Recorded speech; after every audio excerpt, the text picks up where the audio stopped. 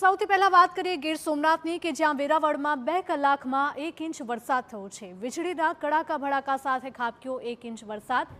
1 inch વરસાદને પગલે વેરાવળના હાલ બેહાલ થઈ ચૂક્યા છે। વેરાવળના ગ્રામ્ય વિસ્તારોમાં કમોસમી વરસાદ થયો છે। વેરાવળમાં ભર ઉનાળે ચોમાસા જેવો માહોલ જામ્યો છે। કમોસમી વરસાદથી કેરી જેવા પાકોને મોટું નુકસાન થવાની ભીતિ। તો આ તરફ ડાભોર, તાતીવેલા, રામોડા અને ડારી સહિતના ગામોમાં ધમાકેદાર વરસાદનું આગમન થયું છે। ભારે વરસાદને લીધે નીચાણવાળા વિસ્તારોમાં પાણી ભરાયા છે। તો વહેલી સવારે શાકભાજીની હરાજીએ નીકળેલા ખેડૂતોના હાલ પણ બેહાલ થયા હતા। ધોધમાર વરસાદને લીધે શાકભાજી પાણીમાં ગરક થયા છે। તો કમોસમી વરસાદને લીધે ખેડૂતોને મોટા નુકસાનની ભીતિ સેવાઈ રહી છે। ખેતરોમાં વાવેલ બાજરી, તલ, લસણ, ડુંગળી, મગ જેવા પાકોને નુકસાનની આશંકા છે। વેરાવળમાં પરોઢે વાતાવરણમાં એકાએક પલટો આવ્યા બાદ સતત 20 મિનિટ સુધી ધોધમાર વરસાદ ખાબક્યો હતો। તો ભારે પવન અને ગાજવીજ સાથે વરસાદ ખાબકતા લોકોની મુશ્કેલી વધી હતી। ખાસ તો શાકભાજીની હરાજીએ નીકળેલા ખેડૂતોની હાલત કફોડી બની હતી। આ તરફ સટ્ટા બજાર વિસ્તારમાં જળબંબાકારની સ્થિતિ સર્જાઈ હતી।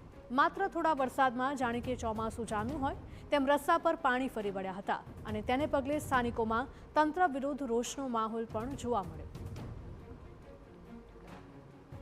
સંવાદદાતા દિલીપ જોડાયા છે ફોનલાઈન પર વધુ અપડેટ સાથે। દિલીપ, જણાવશો કે વહેલી સવારથી જ વેરાવળમાં અને તેની આસપાસના વિસ્તારોમાં ચોમાસા જેવો માહોલ સર્જાયો છે, શું વધુ update?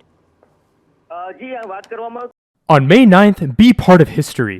Chinmaya Geeta Samarpanam, a global Guinness World Record official attempt. Together, join online and let's chant Gita chapter 15, just 20 verses, simply read from the screen.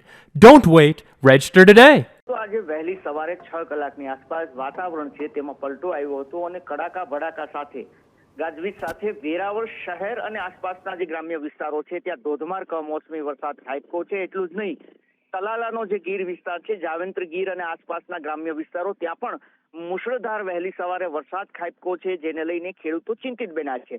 વેરાવળની જે સટ્ટા બજાર છે તે લાંબા સમયથી અહીંયા પર પાણીનો યોગ્ય રીતે જ્યારે વરસાદ ખાબકે છે ત્યારે નિકાલ ન થતો હોવાના કારણે, નીચાણવાળો વિસ્તાર હોવાના કારણે આ વિસ્તારોની અંદર પાણી છે તે ઘૂંટણસમા અથવા તો ગોઠણસમા ભરાઈ રહ્યા છે, જેને લઈને સ્થાનિક લોકો અને વેપારીઓમાં પણ રોષ જોવા મળી રહ્યો છે। કારણ કે આ લાંબા સમયથી, આ અનેક વર્ષોથી સમસ્યા છે જેનો નિકાલ નથી થતો। જો કે વરસાદનો વિરામ બાદ તે પાણી ઓસરી જાય છે, પરંતુ પાણી છે તે જ્યારે વરસાદ પડે છે ત્યારે ભરાય છે, લોકોને પારાવાર મુશ્કેલી થઈ રહી છે।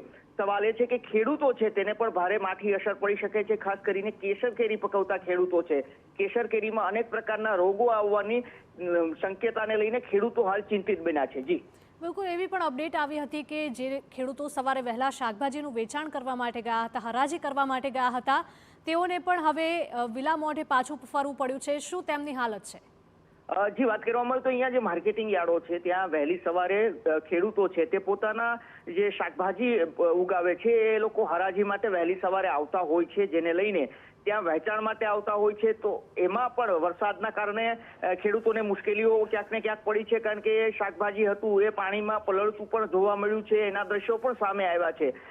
જો કે શાકભાજી પલળવાના કારણે એટલું નુકસાન નથી થતું જેટલું જે અન્ય પાકોને થઈ રહ્યું છે। ખાસ કરીને ચિંતા અત્યારે જે સૌથી વધારે છે તો એ છે કે જે કેસર કેરીનો પાક લઈ રહ્યા છે ખેડૂતો, આ ખેડૂતોને ખૂબ મુશ્કેલી પડવાની શક્યતાઓ છે। જી દિલીપ, માહિતી બદલ આપનો આભાર। તો ગીર સોમનાથના વેરાવળમાં 2 કલાકમાં 1 ઇંચ વરસાદ ખાબકી ગયો છે, તેને લઈને સૌથી વધારે જો કોઈ ચિંતિત હોય તો તે છે ખેડૂત, કારણ કે અત્યારે ઉનાળાની સિઝન પણ શરૂ થઈ ગઈ છે અને કેરીના પાકને પણ મોટા પાયે નુકસાન થવાની ભીતિ સતાવી રહી છે।